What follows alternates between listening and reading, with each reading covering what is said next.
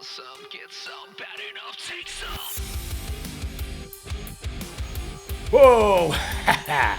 Back alive and in living color or something like that. Episode 73 of Bang and a Bang with Gangrel and Raymond sitting over there in the dark corner.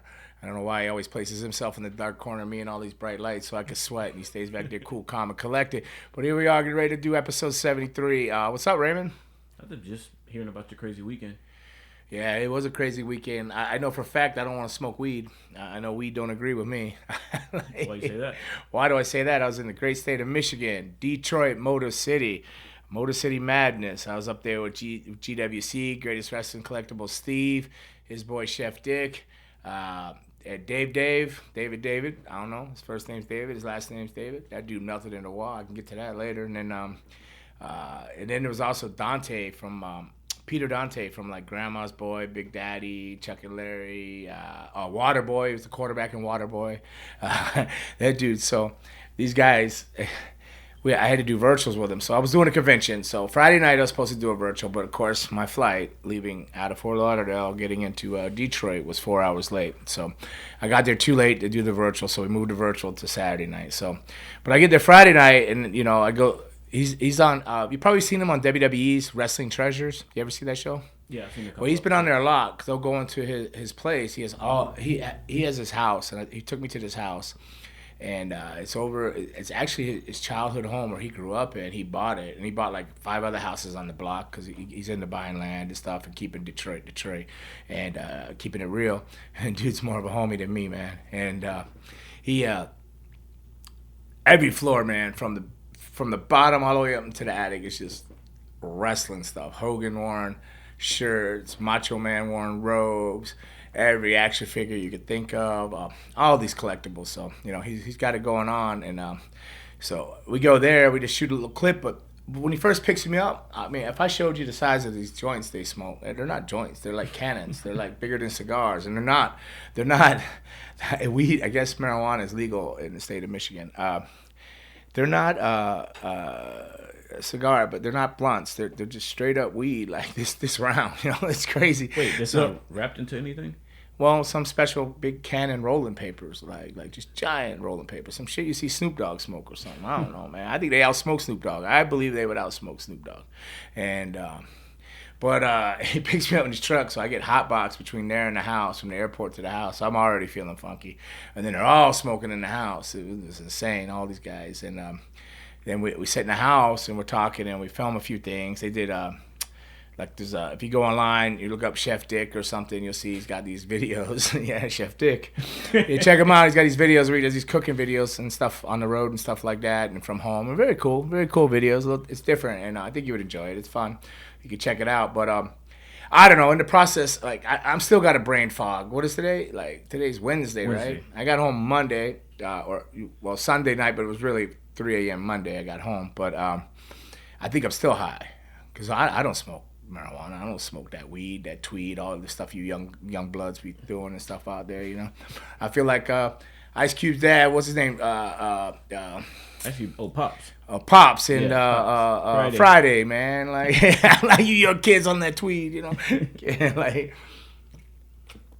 well, they stepped it up. They wasn't just rolling little peeners, man. They had like, I'll show you pictures of it after the podcast. You'll be like, damn, man. But yeah, so I spent all weekend, and if anybody knows who I'm talking about, and Peter Dante, if you know his character Dante in Grandma's Boy, that's who he is. That dude is wide open and wild, and he's a fun guy. He had a lot of fun around him. He's super cool. We hung out a lot, and but like it just, I'm still foggy from all that weed, man. I'm trying to get it out of my system. I didn't smoke it. I just was secondhand high, or whatever you want to call it, contact or whatever. Just horrible for me. I had a good time, but I just fell off. Like I went to the airport. I was so high, I think, from being hotboxed from the venue to the airport that I made such poor decisions on my flights. So like I was watching my flight. It showed a plane. It was like literally already 5 hours late from Atlanta, and it was saying it was weather. And it showed that it canceled it, and I quickly went to change my flight. And I saw a seat open, and I took the seat and everything. And then when it came through on my phone and everything, I didn't have a seat. It had me on standby. So I don't know if that was a poor decision of marijuana or the airlines pulled the fast one on me. I believe the airlines pulled the fast one on me because comes to find out, I called the airline anyways. After I called them to come pick me up, I'm already crying them on standby, going, I just want to go home. I just want to go home. You know, I'm having a breakdown, and I'm pretty sure it's because of the weed. I think my mind was so foggy on the breakdown part. But the decision part, I think the airlines pulled a fast one, and they all of a sudden it said, I called they wouldn't give me a seat, and then I called the airline, and that guy was like, no, your plane's pulling in the gate soon. I go, what do you mean? They said it was like another 2.5 hours in flight. And he goes, no, it was a mechanical thing. So I think originally earlier in the morning, a flight came in from somewhere and it broke down, and then they were replacing it with that flight. And then that flight became so late, they fixed this plane in that process, and then it came back. So I had to beg, borrow, and steal to get back on that flight, and I eventually got on it. It was delayed, but I got home 3 in the morning, and so that was that. I don't even know why I'm rambling on that. I see the way I rambled about this still makes me believe that I'm possibly high from the weekend. I really am. But I did get to meet one of my childhood, I'm a Florida guy. And you would think the Panthers are my team, or Marlins are Marlins are my baseball team. But I got all this New York stuff on. But New York I was told I was a New York Yankees fan once I got married to Susan. There was no other choice. But I wasn't a Marlins fan originally. I was either a Seattle Mariners or the A's. But New York is playing the A's right now in the series. But what was I getting there? Oh, so I wasn't a Panthers fan. You know, we didn't have baseball, so there was no Marlins. So you know, those are the teams I went with. But obviously, I'm a Yankees fan right now. Probably will be till I die, because this is my last marriage. But the Red Wings are my team. So I got to meet D-Mac, Darren McCarty. Man, he's the dude that knocked out Claude Lemieux. Wow, and that. Was it in 97 or 98? It changed things around. Then they won 2 Stanley Cups. So that was cool. But that's another weed-smoking dude, Canadian right there, too. Huh? It's hockey? That's hockey, man. Detroit Red Wings. So I got to meet him, and that was super, super cool. He signed a picture over to me. The picture of him knocking out Lemieux. And, yeah, it was awesome. A couple of pucks. And very cool to talk to. Turns out he wrestles a little bit up in Detroit. Does a little bit of hardcore stuff. Maybe borderline deathmatch. I don't know. Didn't go into detail on that, but he's very respectful towards professional wrestling and storylines and characters, and he had a lot of questions. But I had a lot of questions for him about hockey, and man, because you know, he was like my dude. I'm the Red Wings guy. I'm still a Red Wings guy. So that was cool and super, super excited. It was a very good weekend, other than the delayed flights and all that chaos in my brain, because I don't think I was thinking straight. But yeah, that's what I had going on this weekend. That was my crazy weekend. Feels like there's something else I want to tell you about the weekend, but it'll probably come up when it doesn't matter. But that you did this weekend? Yeah. I don't think you mentioned it. Oh, I don't know. But I know earlier we were talking about Dark Side of the Ring. Why are you always going to these Dark Side of the Rings, Raymond? It's a good. We watch it for the bio side. Who watches it for the bio side? Wrestling fans, right? Is it wrestling fans, or just is it average fan just wanting to see bad things about wrestling? No, I just think they just get an inside look. I mean, the title's kind of. I think it's 50-50. I think wrestlers secretly watch it. Fans, I think some watch it because they're fans, a small percentage, and I think a big percentage just watches it to see all this stuff go. I knew they were horrible people, or this and this and that, and judgment. I don't know, man. And go either way. But where are you going with this? Where are you going?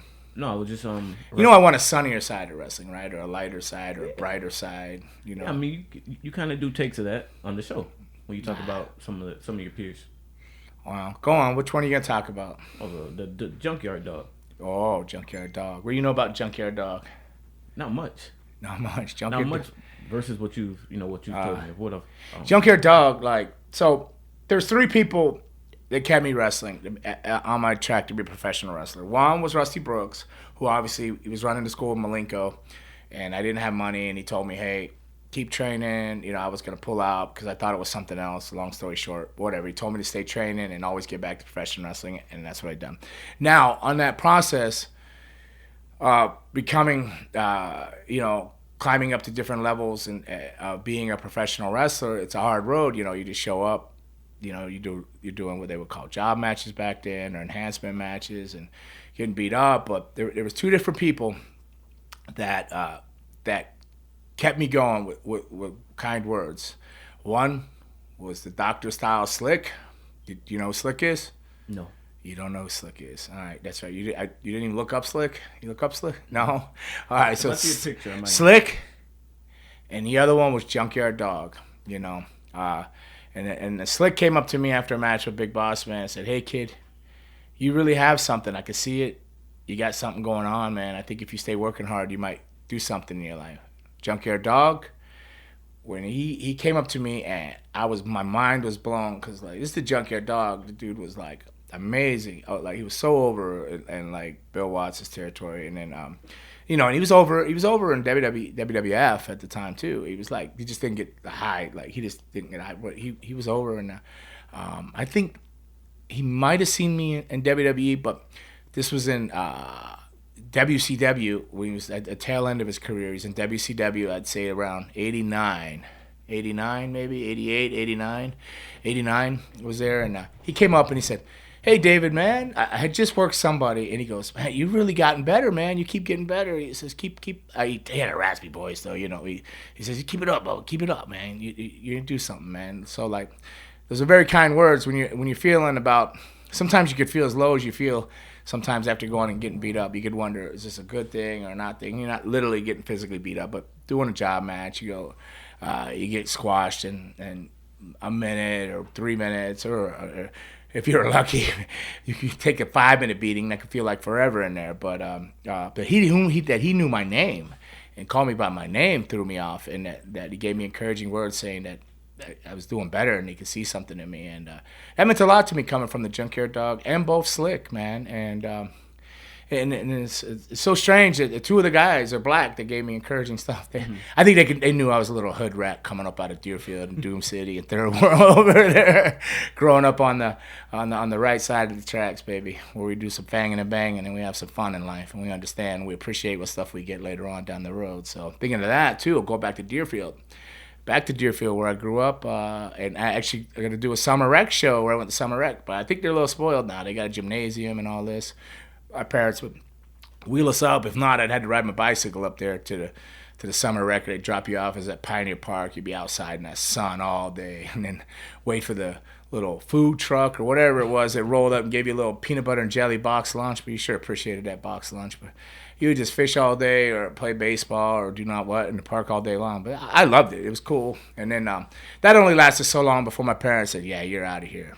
Shipped me up to Georgia every summer, and that's where I ended up cropping tobacco one year, harvesting watermelon, picking blueberries. Well, probably why I don't smoke, Raymond, is because I had to crop tobacco. I don't know how old I was. I was 11. Whoa. 10 or 11, yeah. They didn't want us getting mixed up in that hood out there in that we be running them streets during the school year. And they were afraid to see what we were going to do in the summertime. They weren't going to leave us alone out there. And that summer recreation thing, we were little kids. We already started not even, we was running that stuff, you know what I mean? Like all over the place. They weren't really being watched, But it's good now. The programs have stepped up and things are really good. And I love the program, actually. I say we weren't being watched, but we were being watched. We didn't do anything too bad, but my parents just thought we were up to no good. In the neighborhood, we were up to no good. At summer rec, we would play baseball, murder ball, some kind of ball. You never played murder ball?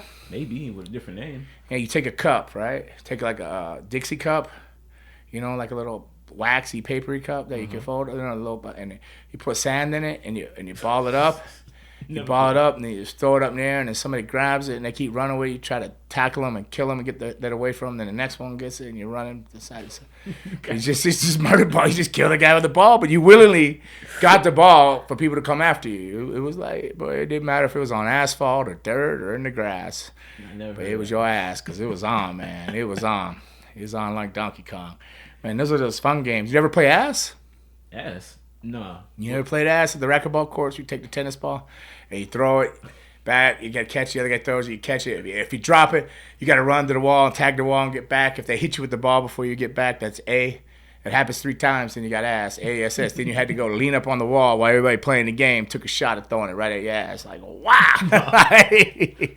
These some hood games, man. Games I never heard of. Wow. These are games. I play can. That's considered a hood game? What? Cans? Cannons? Cans. With the basketball. You don't have a hoop. So you crush up the soda can and you put it in front of the person and you have one in front of you and you just toss it. And if it hits the can, it's a point. Oh, I'm sure. I guess that'd be considered. Yeah, that's a Yeah. definitely. I think I'd get up in the brackets. I never played that. I was a little bit more physical. Now it explains a lot about you. Now I was a bit more physical. We were a murder ball, man. But I'm looking forward to going back to Deerfield. Oh my goodness, I forgot the name of that. Something Leon. Dr. Leo J. Rob Jr. Dr. Leo J. Rob Jr. Dr. Leo J. Rob Jr. Gymnasium. So this is a daytime show for the camp kids, and then the evening show you can buy tickets to, and that's at 7 p.m. that starts in Deerfield. So I'm looking forward to that. Friday night, June 30th. Not sure when this will air. Maybe it'll air before that. If it does, I'll see you all there. If not, I'm just telling you, I'm looking forward to being there. So, all right, Raymond. So back to what? Your darker side of the rings. I got sidetracked because you brought up the Junkyard Dog, and it brought me around to him and Slick, two guys that motivated me to stay with kind words into professional wrestling, and those two really those two words, along with Rusty, obviously with the training and stuff, it what kept me going. It's what kept me going. Like at points when you're really questioning, is this worth it? Because I already had a kid, a baby growing up. I mean, my life started quick. I was a dad at 15, so had a lot going on, and so you're weighing out, man, is this really worth it, or I need to go get that old IBM job, or go over there and be working in that Publix cooler, or settling in for the City of Lighthouse Point, or trying to get in the Fire Academy. All these great jobs I passed up to be a wrestler, But it kept me going, and I'm grateful to them both, and Junkyard Dog was special, man. He was cool. I loved watching JYD. So question, that was probably at a time when you were training and you were going through your career. When you made it big and you were Gangrel, the Vampire Warrior, did you ever get a chance to speak with him after that? No. Never? No, I didn't see him much after that. Not after those late early 90s, so I ran off. I was with Stampede, and then I was on from Stampede to Puerto Rico, 90, 91, and then I was in Memphis in 93. And I think I don't know when he retired, like 97. I don't know when he retired, 97, late, but he just started doing indies. You didn't see him much. I didn't run across him none. But Slick I've run across and said hello to and stuff, yeah. Slick's a cool dude. But, all right, what else you got? All right, I'm looking for you to lead this show, man. You know that I do not 6P at proper planning prevents piss poor performance. I got it here for you. So since we're on the topic of Dark Side of the Ring, this is just to bring up, certain people. So the Graham family, they're really big here in Florida. Of course they were, yeah. They still are. Their name is, yeah. The name? Yeah. Well, I mean, they did great things, championship wrestling from Florida and all that other stuff. So what was your first experience with that family growing up? Well, I didn't know Eddie Graham. I knew Mike Graham. Pretty well, off and on, because I broke in doing championship wrestling from Florida. Like, I would drive up there. I can't remember, my memory's so bad. I don't know if it was a Tuesday night or a Wednesday morning. I think it might have been a Tuesday morning. I don't know. I would go, or Tuesday, I'd go to Tuesday night or Wednesday night. I would go up and get beat up for $50 and love it, and come all the way back home, get back to work, a regular job. Always nice. My grandma was always nice and encouraging to me. Always gave me opportunities. It's where I met Kevin Sullivan. It's where I met Luna for the first time. It's where I would go up with Dan Ackerman, one of the owners of CCW. All the local Florida kids that would first get trained, that's where we'd go to try to get our experience and cut our teeth doing TVs was there. Because Global was around, and then Global went defunct. Global Wrestling Alliance, it was out of Pompano. But once that folded, the only other place at TV in Florida right then was Championship Wrestling from Florida. So, and we grew up watching that. So it's always great storylines, tremendous angles, always personal. He was a brilliant man, and sad. I mean, to touch base, about the Grahams as the generational, the suicides and stuff like that. It's a very serious thing. Apparently, I'm not 100% sure, but I think other men besides Eddie Graham in the family committed suicide, like his brothers, or I'm not sure. But then his son did, and then Mike Graham did. There's 3 generations right there. But I believe there was other generations in the past. And suicide's it's a very serious thing. And if you have any feelings of depressions, not being overwhelmed, and not understanding things, or wanting to hurt yourself, there are so many places to reach out to. Please reach out to someone, and I know sometimes you just don't want to. You think, why does it matter? Who cares? You just want stuff. You just want the noise or the craziness or the feelings to stop. But there's people that love you. It may end for you technically, but it affects a lot of other people in life, and it changes their lives dramatically too. So, so fight a little harder, believe in yourself, and then just reach out and get some help. Just ask somebody for some help. It's out there. So just try to hold it, just to get to a phone or a computer or whatever you got to do, and reach out to somebody. I get it though. I've been there. I've been in a state where none of that mattered, and I just wanted to end it. And I'm blessed that it went wrong. It didn't work. It didn't happen. I'm still here, and I'm very happy about that. But I couldn't imagine if it did, the effect that it had on everybody around me and everything for a little while. I mean, some people personally, lifetime change. But you just hang in there and just keep pushing and reach out to someone, please. I mean, words are important. Kind of like what you touched on earlier with the Junkyard dog and what you say to people. Those simple little words. You don't know what's going on in somebody's life. A smile, just one smile. I try to smile and say hello to everybody. Even if they mean mug me back and cry, I'll be like, oh, well, I tried. I'm sorry, that dude's having a bad day. Then what I do for him then is I go pray for him. I say, hey, man, whatever's going on in that person's life, I said, try to help them through that, give them strength and courage to change some of the stuff they can, the wisdom to know difference, just because obviously there's something going on, So, but a smile could change people. People come on, and they can see me, right? People come on, they'll see tattoos all over my head here. I'm sometimes looking crazy coming from the gym or something like that, and they might. Having a bad day, and they think, oh, great, I got in here with this guy. But then you're like, hey, sir or ma'am, how are you doing? I hope you're having a great day. And then, you see a sigh of relief, and then, and then they move on. And hopefully it helped guide their day in the right way. If I just stayed on there growling or something, and they were having a bad day on top of that, they'll think, where am I living, man? What's going on? There's crazy people around me, So just smile and say hello. The whole world needs a little bit more of that, a little bit of kindness in it. Right, well, did you hear that? That jaw popping? Wow. That's your jaw? Yeah, you can thank Bart Vale for that all the way back in the 87 or something like that. 1987 when he first broke my jaw. First time I got it broken. It never heals? No, see the smile's crooked? Mm-hmm. Yeah. I never fixed it. It's been broke twice since then too. So like 3 times total I think my jaw's been broken, yeah. I just keep working. I didn't get it wired shut or anything. I just kept motoring on. So what is it, just hanging there or something? Well, no, it just stays hinged. You just get a lot of calcium, and then it pops, like, build up in there, and it locks and pops. Like, it was Bart Vale was one, Savio Vega was another, and then trying to think of the third one. There was a third time, though. Might have been Savio twice that did it. It's Puerto Rico, right? Yeah, it's Puerto Rico. Yeah. Seen some rumors about Carlito being re-signed by the WWE. Did he? I don't know. I saw rumors. Did he resign? I think it was confirmed, no? I don't think WWE confirmed it. Oh, okay. It's just I hope so, man. I like Carlito. I like Carlito. He's a good dude. He's chilled in his older age. He wasn't even that crazy in his younger age, but he's like super chilled. I've been around him on CCW stuff and some other shows, and he's cool, calm. Gets up in the morning, goes to the gym. He ain't out wilding out at night anymore. He still looks good.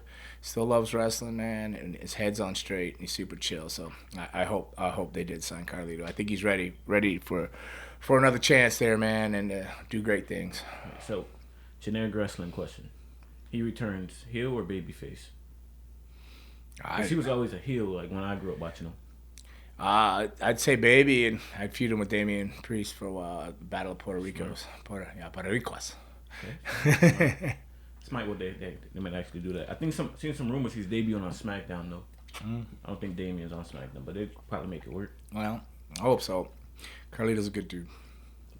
All right, now going back to someone who's not too happy. You were just talking about how. Who? Oh, Sergeant Slaughter. He did. Sergeant Slaughter's not happy. Yeah, he did an interview. Is he not happy, or is he just upset? He's upset about a certain thing. Well, explain it to me, because I don't know all the details. I know what you're talking about, but I don't know all the details. So give me some details. And so basically, he said he doesn't watch SmackDown much because Lacey Evans is on it, and he says he's upset with her because she uses his Cobra Clutch move, and she didn't do the courtesy of reaching out to him to ask him to use it. So is that like a common thing in wrestling, like to reach out to a wrestler if you're gonna use their move? In his defense, he also said they're keeping the same name, so that's why he's even more upset with it. Oh, they're calling it a Cobra Clutch? Yeah. Well, maybe if they're calling it a Cobra Clutch. I mean, in a way, it's a tribute, unless she's not looked on with good favor in eyes, like if it's done in poor taste or something like that. I mean, if she was like, is she a baby face or a heel now? I've been caught up with her. I don't even know what show she's on. Heel. She's a heel, so that might be bothering him. Dude outside of heels using his move, the Cobra Clutch, but I mean, what did Masked Superstar use at one time? Didn't he have or was it Ted DiBiase? Which one, the $1 million tree? Yeah, he mentioned in the interview that he asked Ted DiBiase to use it, and he let him use it. So. Oh, Ted DiBiase asked him. He's saying. No, he asked Ted DiBiase.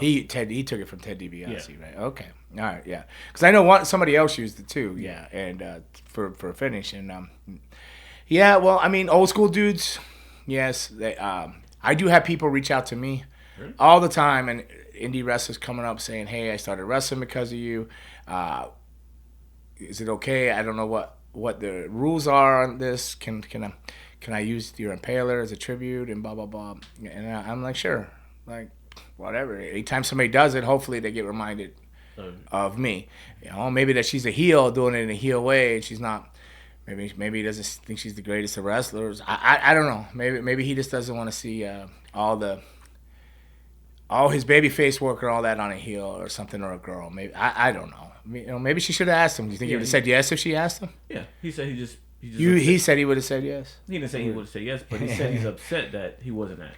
He's saying he's upset he wasn't asked. But do you think he would have said yes if she asked him? I'm sure. All right. So what did she do? She asked him. He goes no, and she just doesn't do it anyways. I mean, yeah. At least. All right. Well, then she went the right route. Then she said, "At least I asked you. You said no, but that's what I'm doing." Like, because she was like, maybe it's because she's biting this whole scene. Like she is in the military, or was in the military, or is in the or did some military. Definitely is legit with that. Uh-huh.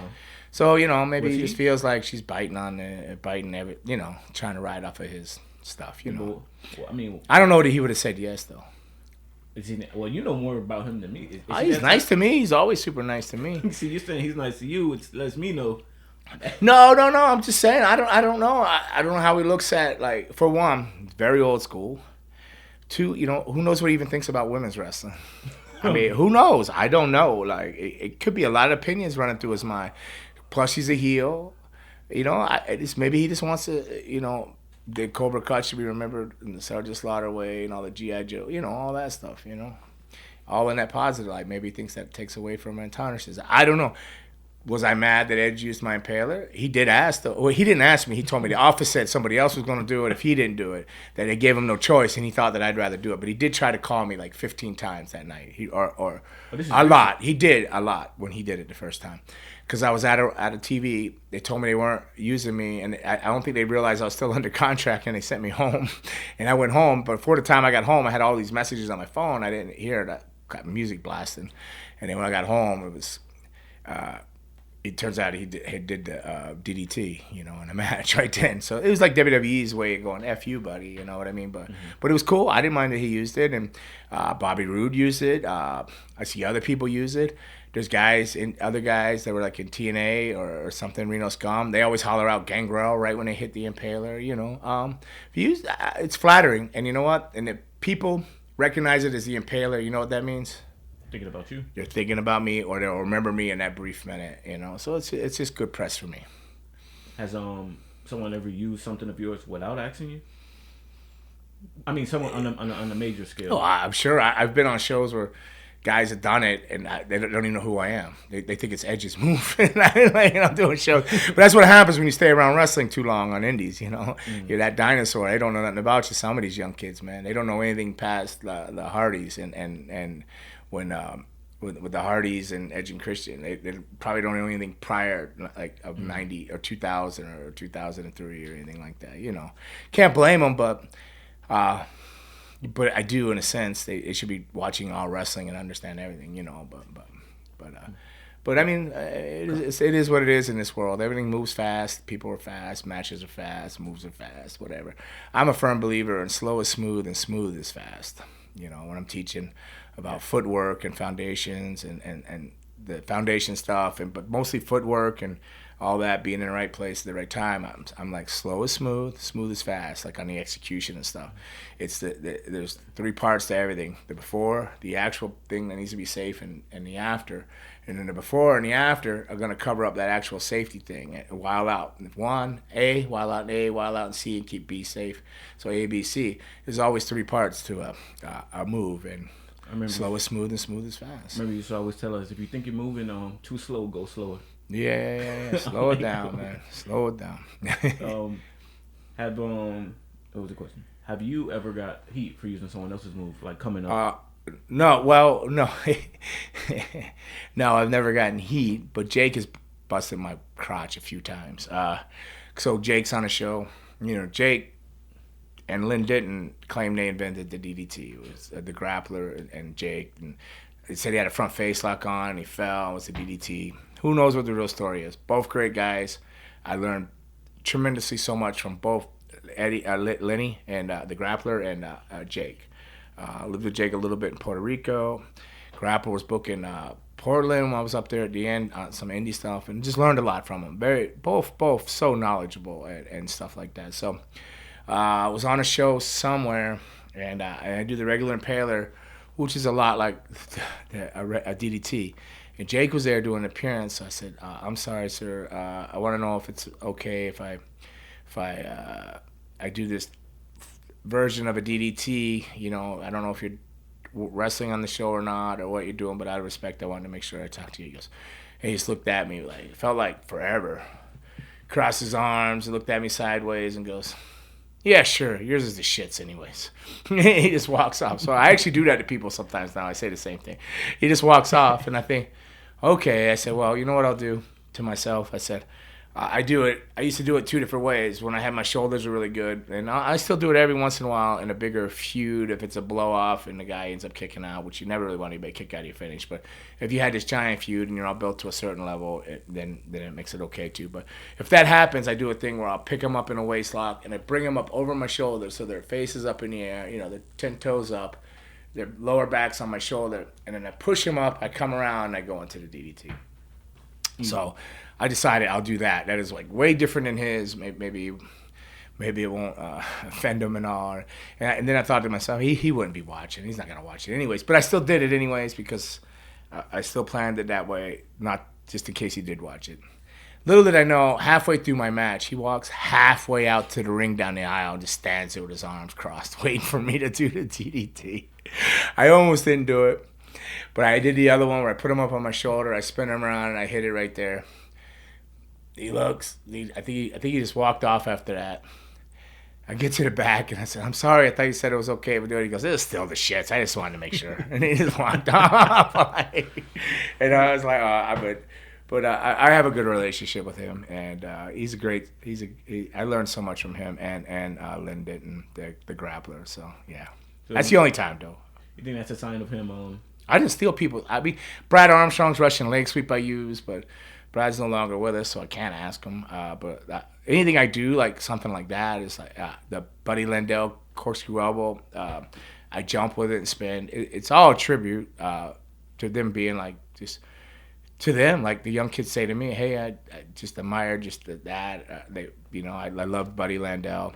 I love Brad Armstrong. Two great, amazing talents, So, I guess I've done them, but none of them give me crap, and neither one of them are on this earth anymore. If they're giving me crap, it's from heaven, But it's done truly out of a tribute because I admired their work, Yeah, I seen something recently also about Jake the Snake. If I was offended by all my students because they do everything. The reason I don't want to work shows in Florida for CCW a lot of times is everybody I trained is on the shows. So I go on there and they'll put me on last.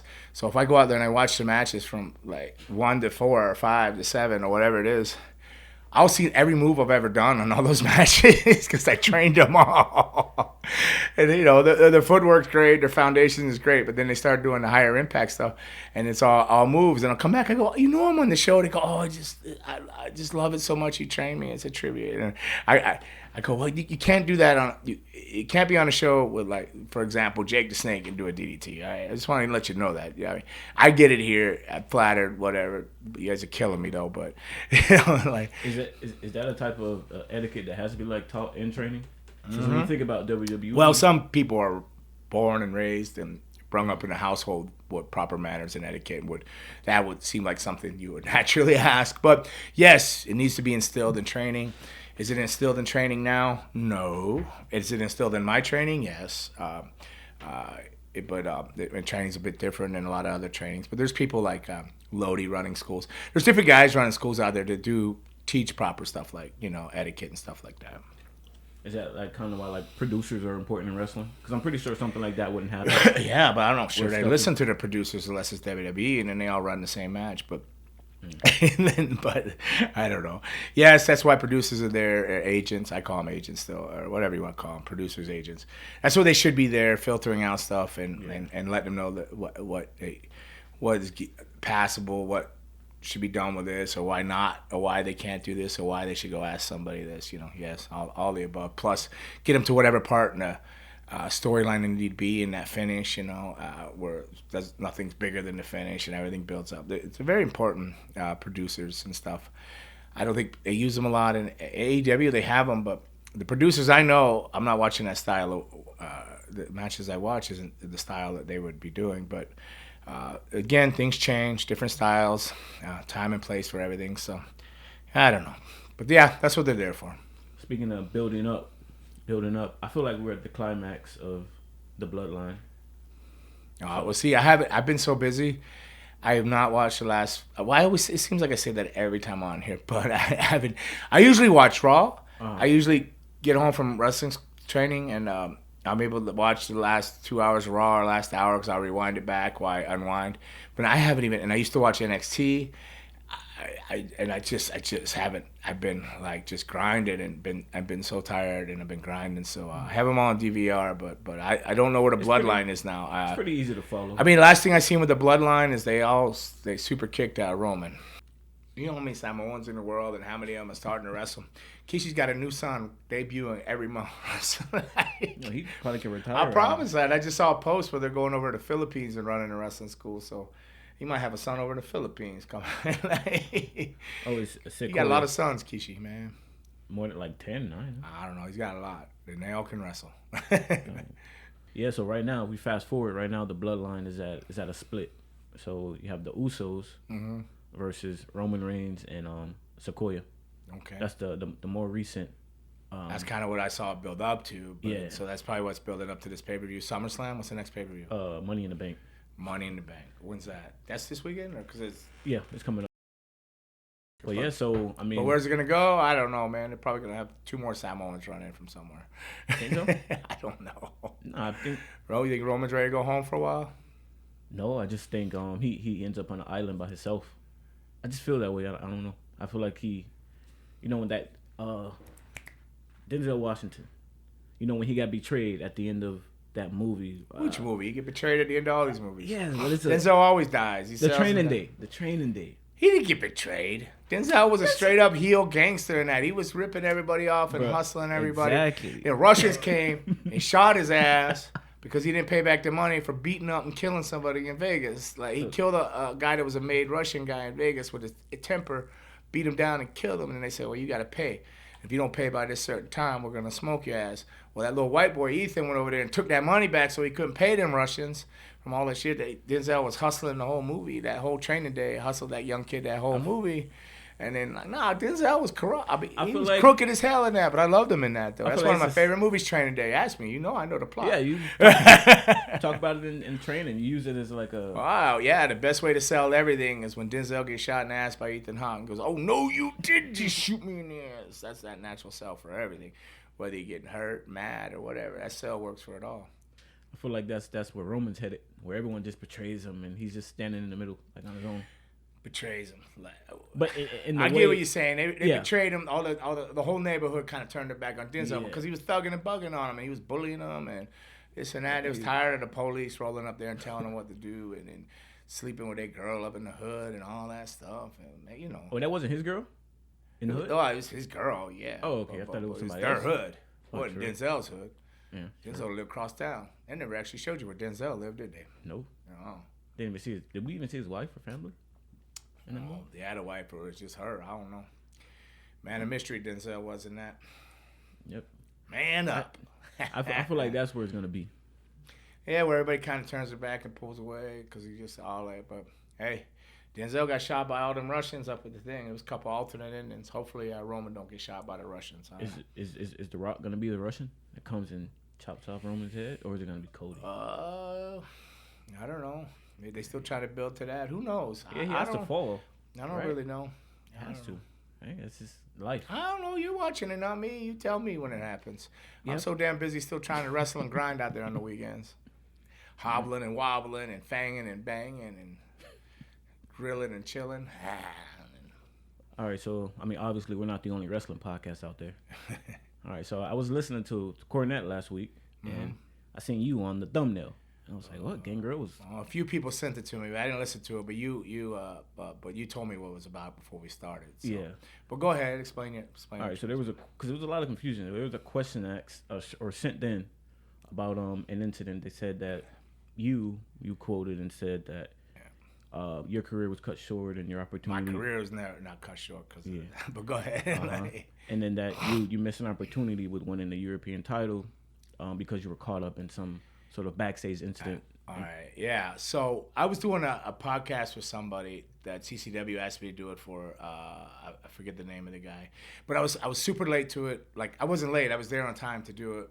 But I mean, I rolled in. Usually, I sit down a half hour. I'm chilled. I have coffee and prepare. I ran into the wrestling school and they were just talking about some stuff. So I said something, but it was like half. Like I don't think it was explained all the way because I kind of cut myself out of it and go, what? Why am I even putting that shit out there? Why am I even gonna say that kind of stuff? Because it'll just get like with those. Whenever I do a podcast, which I don't like to do other people's stuff. Yeah. You know that. Like I don't like to do it because then stuff ends up out there and clickbaited and twisted and then you never hear the end of it. It just makes you nauseous to your stomach. Makes you just sick. But since being here asking, I'll try to remember it to the best of my ability. And it wasn't just a random guy. It was a guy working in pyro or some type of thing like that backstage. But he wasn't a regular guy. But I don't know why he did it or if he was put up by higher powers to do it or whatnot, but he had a tape recorder under a table and he was offering to sell people different types of steroids backstage. Now, I wasn't the only one, and I can tell you, I'm not going to bust out other people's names, but if you look at the attitude there, ain't nobody wasn't in shape. Everybody was like beefed up and lifted, everybody was looking good. But so when this guy came to me, I was with Luna. And I just played it off. I was like, well, I just came back from a shoulder injury. I said, oh, well, Deco helped my shoulder heal or whatever. But I absolutely did not pick anything up from him. I just didn't. I didn't trust him, and I didn't know what was up with it. But I don't know how, if it was whatever later. But it was before the pay-per-view for where I did the Royal Rumble and I wrestled X-Pac for the European Championship. That was before that. Had to go to a meeting, and then there was some higher uppers coming out pissed off, like wrestlers, and shaking their head and stuff. So I had a pretty good idea that they were in there, but I was in a room with I was in a room with 6 or 7 other peers, other wrestlers in a room. And it's a true story where Vince McMahon was in there going, I'm not throwing stones in glass houses. Apparently somebody has taped you all. And they said you bought steroids and blah, blah, blah, blah, blah. Now, you can take a test and prove that it's bullshit or whatever, and we can put it all to an end, or you could take the alternative. Now, I'm sitting there thinking, why the hell am I in here? I didn't buy anything. I didn't offer to buy it. I certainly didn't buy it. I didn't trust the whole situation. But what I was thinking, on top of that, when it came to the testing, I was like, oh shit, man, I was just doing cocaine and ecstasy the night before. And I was going, I don't want to, if I give them my blood or whatever, or my pee, how's that work? I don't even know. I was thinking, am I going to open a can of worms? Am I going to get in trouble for all this other stuff? Because I used to run wild. I was a bit of a wild child. And, but I was innocent of that other shit. And I was like, man, this is a bitch, man. This is a motherfucker, man. I was like, what do I do? Luna was in the room too. And I'm not going to say, the dude next to me, I want to say who it was, but I'm not going to say, but he was pissed. Because this dude was going, you trying to tell me The Rock, Stone Cold ain't on steroids and blah, blah, blah, and all this shit. They were going off, man. They were going off. And I'm just sitting there I'm listening to him get mad, and I was with this guy the night before. I was with him the night before, and I'm thinking like, shit, I don't know if he's thinking what I'm thinking, because I don't know if he had got any either. I don't know. I wasn't, when the guy talked to me with the videotape or the tape recorder thing. Apparently, I think it was taped under a table or something. I don't know. And then I can't remember who it was. It was like some dude working backstage, like a crew. He's part of a crew, but like he wasn't like, for whatever reason, I just don't even remember who it was. Probably because of what I was doing the night before. Like, you know, like I did a lot of that stuff, you know, and a lot of chair shots. But where was I? So they're getting really mad. The person next to me is getting really mad, calling out some shit, and then I just thought, like, I don't know, man. I'm gonna take a chance. Like, I know I'm innocent, but I'm gonna say I'll take the alternative. I raised my hand. They looked at me and he said, "Really?" I go, "Yeah. I was with you last night. I ain't trying to get my shit up." Like, and then Vince just said, "All right." I think he said $5,000. You're fined $5,000. That was it. And then, to be honest, they never took it from me because, like, if they listened to the tape and everything, they knew that I didn't buy anything from this guy. I just didn't want to give up my blood or urine or whatever for fear they'll find out the stuff I did do the night before. So, and then all of a sudden when they heard it was $5,000, the hands started going up like, I'll take that alternative because, you know, you're going to make more wrestling. You'll lose more if you get suspended and you fail that test. And then you open the can of worms, like whether it was for steroids or whatever it was. So, true story. Fucking true story. 100% true story. And I would name the guys in that room. And if you think really hard, probably half the attitude era was kind of like in and out of that room that day. But definitely 100% true. I raised my hand, and I was innocent on that one. And I'm told you why I didn't take the test because of what I did do the night before. I'll own up to that now. I probably would have denied it back then. But when I came out of there, apparently, now this was told to us, but it could have been a rib. Could have been a rib. It could have been somebody just effing with us. But it was told to Luna. She was supposed to get the belt. I think it was Sable might have had it that day. Or I don't know who was the women's champion. And I was supposed to win the European title. And it was all switched because, you know, disciplinary things from that, you know, being there. So whether that was just bullshit to fuck with your heads in WWE fashion, you know, I don't know. But that's what I was told, and that's the damn truth to it. And I won't probably do another podcast with people after stuff like that because it just gets twisted and mangled and watered down to whatever way, and people they'll probably clickbait the shit out of this, like Gangrel does cocaine and ecstasy. Like, who knows, you know? No, you don't have to. I always do. I never leave it in. Yeah, but because the world we live, I always do that. Yeah, but you almost have to say it to explain it, you know? Like, you might have to leave it in. I don't care. I mean, that's my past, man. That's where I am today. That's why I'm a better person today for it. Leave that shit in there. Don't take it out. All right. I mean, yeah, fuck this world today. It is what it is. I am who I am, and I did what I did, and I own up to it, and I'm going to own up to everything I do right from here on to the day I die. And I'm a better person. I had my demons, and that's it. You know, I ran hard, and but I was innocent of that. That's how that shit went down, and that's my story, and I'm sticking to it because it's the damn truth. So I was so tired. I knew when I said that I did that interview, I went, because I just rambled it kind of half-assed, and I cut myself off going, why am I trying to even explain this to something? And then I go, they're gonna butcher this up, and I'm gonna. Now I got to sit right here and explain it because now you brung it up to me out of all people. And I forgot about it too till you said something just now about it. Like, I forgot all about it because I like going, go figure. I figured that much. I go, Jim Cornett wasn't burying me because he's probably as confused as it sounded. That sounded confusing in that question. I mean, what the fuck is that talking about? The last thing you leave out there, people are just going to run with the last thing they heard. So it sucks that you sometimes have to. Yeah, but there was a lot of wrestlers, man. And I'm pretty sure, I can't say that the guys coming out of that office ahead of us, they were really upset and pissed and fired up. Words like, this is bullshit, some bitch, and you know. I don't know. People coming out of there, and then we all went in a group. They were like a little bit higher level than us, and then our group went in as a group. And I don't know who in our group bought or did what, but they obviously were all on tape or something. For some reason, they were in that room.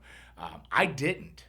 But yet I was still in that room, so I knowing that I didn't makes me think maybe some of them didn't. I don't know, but I chose to take the test because of the partying I was doing the night before we were called in that room. Like, you know, the lifestyle, rock and roll, everything all the time. Life in the fast lane, baby. You know what I mean? Want some, get some, bad enough, take some. I was taking it all. I was getting it on, man. I was rocking and rolling, fanging and banging. I was like clanging and hanging. I was doing everything. But, and I don't regret it. It's just who I was. It's who, baby, took me on my journey where I am, and I'm still on a journey. And you know, I'm looking to do a lot better things with my life. You know, have a better life. So that's it, man.